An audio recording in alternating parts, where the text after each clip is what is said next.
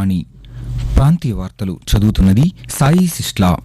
ఈరోజు వార్తల్లోని ముఖ్యాంశాలు: క్రీడా రంగంలో మౌలిక సదుపాయాల కల్పనకు చర్యలు తీసుకోవాలని ఆంధ్రప్రదేశ్ ముఖ్యమంత్రి నారా చంద్రబాబు నాయుడు అధికారులను ఆదేశించారు.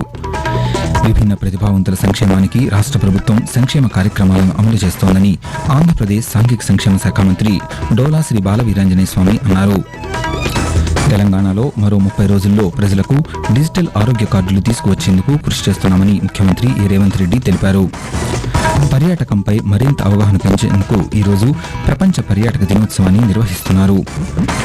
ప్రధానమంత్రి నరేంద్ర మోదీ తన మనసులోని భావాలను దేశ ప్రజలతో పంచుకునే మన్ కీ బాత్ మనసులోని మాట కార్యక్రమం ఈ నెల 29వ తేదీ ఆదివారం ప్రసారమవుతుంది.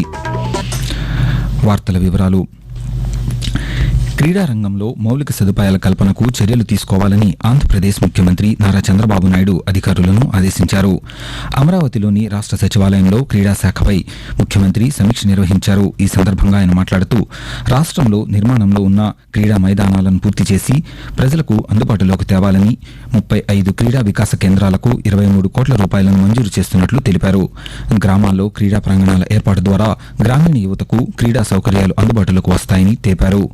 నూతన క్రీడా పాలసీని రూపొందించాలని 2027లో నిర్వహించనున్న జాతీయ క్రీడలు రాష్ట్రంలో నిర్వహించే లక్ష్యంతో తగిన మౌలిక సదుపాయాలను కల్పించేలా ప్రణాళికలు రూపొందించాలని అధికారులను ఆదేశించారు.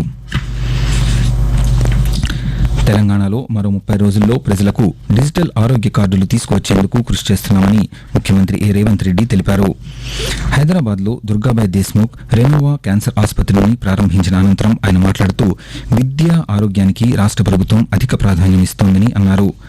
పేదలకు అతి తక్కువ ఖర్చుతో వైద్యం అందించేందుకు ప్రణాళికలు రూపొందిస్తున్నామన్నారు. ప్రతి ఒక్కరికి విడివిడిగా హెల్త్ ప్రొఫైల్ రూపొందించేలా చర్యలు తీసుకుంటున్నామని చెప్పారు. రాష్ట్రంలోని 4 కోట్ల ప్రజల హెల్త్ ప్రొఫైల్స్ ను డిజిటలీకరణ చేస్తున్నామని, ఈ హెల్త్ కార్డుల్లో గత చికిత్సా వివరాలు పొందుపరుస్తామని తెలిపారు. విభిన్న ప్రతిభావంతుల సంక్షేమానికి రాష్ట్ర ప్రభుత్వం సంక్షేమ కార్యక్రమాలను అమలు చేస్తోందని ఆంధ్రప్రదేశ్ సాంఘిక సంక్షేమ శాఖ మంత్రి డోలా శ్రీ బాల వీరాంజనేయ స్వామి అన్నారు. ఒంగోలులోని ప్రభుత్వ బదిరుల ఆశ్రమ పాఠశాలలో గత రాత్రి నిర్వహించిన బదిరుల సంకేత భాషా దినోత్సవ వేడుకలలో జిల్లా కలెక్టర్ తమీం అన్సారియాతో కలిసి ఆయన పాల్గొన్నారు. ఈ సందర్భంగా జాతీయ దివ్యాంగుల ఆర్థిక అభివృద్ధి సంస్థ ద్వారా ఎంపికైన 50 మంది విభిన్న ప్రతిభావంతులకు చెక్కులను ఆయన అందించారు. అనంతరం మంత్రి మాట్లాడుతూ, విభిన్న ప్రతిభావంతులను క్రీడల్లో ప్రోత్సహించేలా విశాఖపట్నంలో 200 కోట్ల రూపాయలతో జాతీయ విభిన్న ప్రతిభావంతుల క్రీడా కేంద్రం ఏర్పాటు చేయనున్నామని తెలిపారు. తెలంగాణలోని ప్రతి జిల్లాలో నైపుణ్య అభివృద్ధి కళాశాలలను ఏర్పాటు చేయనున్నట్లు రాష్ట్ర సమాచార పౌర సంబంధాల శాఖ మంత్రి పొంగులేటి శ్రీనివాసరెడ్డి తెలిపారు. నిన్న హైదరాబాద్లో నిర్వహించిన నేషనల్ స్కిల్ డెవలప్మెంట్ కార్పొరేషన్ కార్యక్రమంలో మంత్రి మాట్లాడుతూ, యువతలో వృత్తి నైపుణ్యాలను పెంచేందుకు రాష్ట్ర ప్రభుత్వం చర్యలు తీసుకుంటోందని అన్నారు. నిరుద్యోగులకు నైపుణ్య విద్య అందించడానికి ప్రభుత్వం తెలంగాణ నైపుణ్య విశ్వవిద్యాలయాన్ని ఏర్పాటు చేసిందని, ఈ విద్యా సంవత్సరం నుంచి అడ్మిషన్లు ప్రారంభిస్తామని తెలిపారు. ఆధునిక పరిశ్రమల అవసరాలకు తగినట్లుగా యువతను తీర్చిదిద్దేందుకు గాను ఐటీఐలను ఆధునిక సాంకేతిక కేంద్రాలుగా మారుస్తున్నామని, ఇందుకు అనుగుణంగా తెలంగాణలోని 65 ఐటీఐలను ఆధునీకరిస్తున్నామని మంత్రి పేర్కొన్నారు. నీటి ప్రాజెక్టుల విషయంలో నాణ్యతా ప్రమాణాలు పాటించాలని తెలంగాణ ముఖ్యమంత్రి రేవంత్ రెడ్డి అధికారులకు సూచించారు. తెలంగాణ నీటిపారుదల శాఖలో కొత్తగా ఎంపికైన 700 మంది అసిస్టెంట్ ఎగ్జిక్యూటివ్ ఇంజనీర్లకు ముఖ్యమంత్రి నియామక పత్రాలను అందజేశారు. ఈ సందర్భంగా హైదరాబాద్లోని జలసౌధిలో ఏర్పాటు చేసిన కార్యక్రమంలో ఆయన మాట్లాడుతూ, దేశం గొప్పతనాన్ని చెప్పేది దేశంలోని నిర్మాణాలు, కట్టడాలే అని అన్నారు. నిర్మాణంలో నాణ్యతా ప్రమాణాలు పాటించకపోవడం వల్లే కాళేశ్వరం ప్రాజెక్టులో లోపాలు తలెత్తాయని చెప్పారు. దశాబ్దాల క్రితం నిర్మించిన నాగార్జున సాగర్, శ్రీశైలం ప్రాజెక్టులు లక్షల ఎకరాలకు నీళ్లు, విద్యుత్ ఇస్తున్నాయని ముఖ్యమంత్రి పేర్కొన్నారు.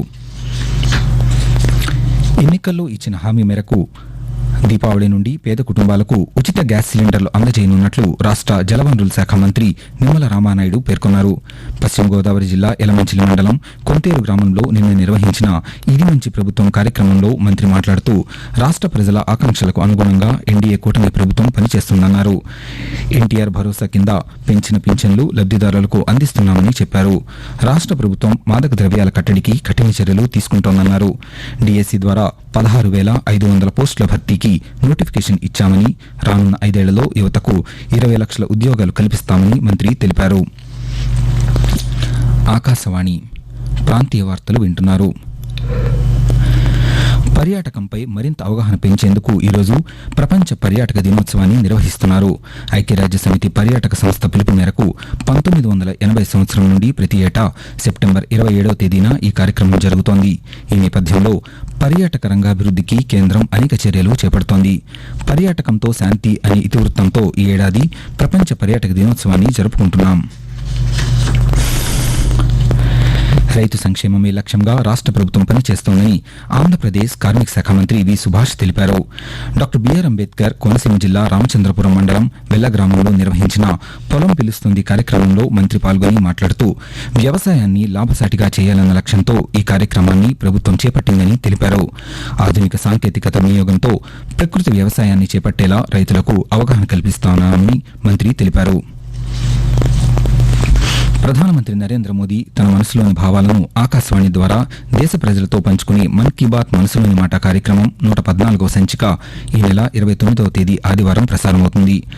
మన్ కీ బాత్ కార్యక్రమానికి ప్రజలు తమ సూచనలు సలహాలు అందించాలని ప్రధానమంత్రి కోరారు. ప్రజలు తమ స్వర సందేశాలను 1800117800 నెంబర్కు ఈరోజు సాయంకాలం వరకు పంపవచ్చు. రామాయణంలోని మానవీయ విలువలను భావితరాలకు అందించాల్సిన అవసరం ఉందని పూర్వ ఉపరాష్ట్రపతి ఎం వెంకయ్యనాయుడు తెలిపారు. విజయనగరం జిల్లా కేంద్రం సమీపంలోని రామనారాయణంలో ఏర్పాటు చేసిన వాల్మీకి రామాయణ పరిశోధన కేంద్రాన్ని నిన్న ఆయన ప్రారంభించారు. ఈ సందర్భంగా వెంకయ్యనాయుడు మాట్లాడుతూ శ్రీరాముని జీవితం ఆదర్శంగా వికసిత్ భారత్ నిర్మాణంలో భాగస్వాములు కావాలని ఆకాంక్షించారు. రామాయణంలోని మానవీయ విలువలను భావితరాలకు అందించడానికి ఈ పరిశోధనా కేంద్రం ద్వారా కృషి చేయాలని కోరారు. రాష్ట్రంలో చిరు వ్యాపారులు ఔత్సాహిక పారిశ్రామికవేత్తలను ప్రోత్సహించడమే లక్ష్యంగా ప్రభుత్వం చర్యలు తీసుకుంటోందని ఆంధ్రప్రదేశ్ గృహ నిర్మాణ శాఖ మంత్రి కొలుసు పార్థసారథి తెలిపారు. ఏలూరు జిల్లా నూజివీడులో నిర్వహించిన ప్రభుత్వ రుణాల అవగాహన సదస్సులో మంత్రి పాల్గొన్నారు. ఈ సందర్భంగా ఆయన మాట్లాడుతూ రైతులు, చేతి వృత్తుల కళాకారుల కోసం కేంద్ర రాష్ట్ర ప్రభుత్వాలు ఇచ్చే ఆర్థిక రుణాలను సద్వినియోగం చేసుకోవాలన్నారు.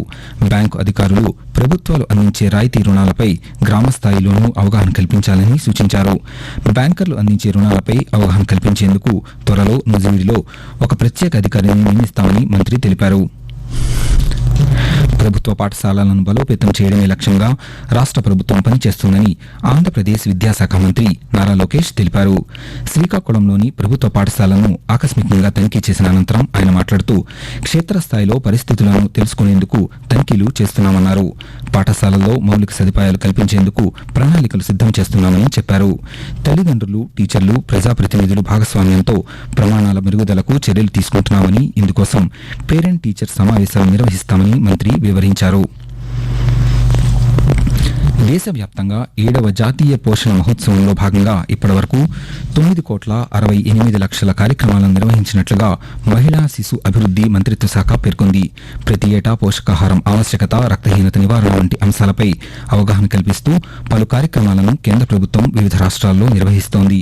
ఈ ఏడాది పోషణ మాసం కార్యక్రమాలలో ఇప్పటివరకు మహారాష్ట్ర, బీహార్, మధ్యప్రదేశ్, ఉత్తరప్రదేశ్, గుజరాత్, ఆంధ్రప్రదేశ్ రాష్ట్రాలు అగ్రగామిగా ఉన్నాయని మహిళా శిశు అభివృద్ధి మంత్రిత్వ శాఖ తెలిపింది. పొగాకు వినియోగం వల్ల వచ్చే దుష్ప్రభావాలపై ప్రత్యేక అవగాహన కార్యక్రమాల నిర్వహణ పోటీలో ఆంధ్రప్రదేశ్కు తొలి స్థానం లభించింది. కేంద్ర ప్రభుత్వం ప్రపంచ పొగాకు వ్యతిరేక దినం వరల్డ్ నో టొబాకో డే సందర్భంగా ఈ ఏడాది మే 20 నుండి జూన్ 5వ తేదీ వరకు ప్రత్యేక కార్యక్రమాలను రాష్ట్ర ప్రభుత్వాల ద్వారా దేశవ్యాప్తంగా నిర్వహించింది. ఈ కార్యక్రమంలో తొలి స్థానంలో ఆంధ్రప్రదేశ్, 2వ స్థానంలో ఒడిశా, 3వ స్థానంలో డామన్ డయ్యూ నిలిచాయి. ఢిల్లీలో నిర్వహించిన కార్యక్రమంలో రాష్ట్ర పొగాకు నియంత్రణ కార్యక్రమ సమన్వయకర్త ఈ ప్రశాంత్, కేంద్ర ఆరోగ్య శాఖ ముఖ్య కార్యదర్శి డాక్టర్ డిడిజీ స్వస్తి చరణ్ చేతుల మీదుగా పురస్కారాన్ని అందుకున్నారు.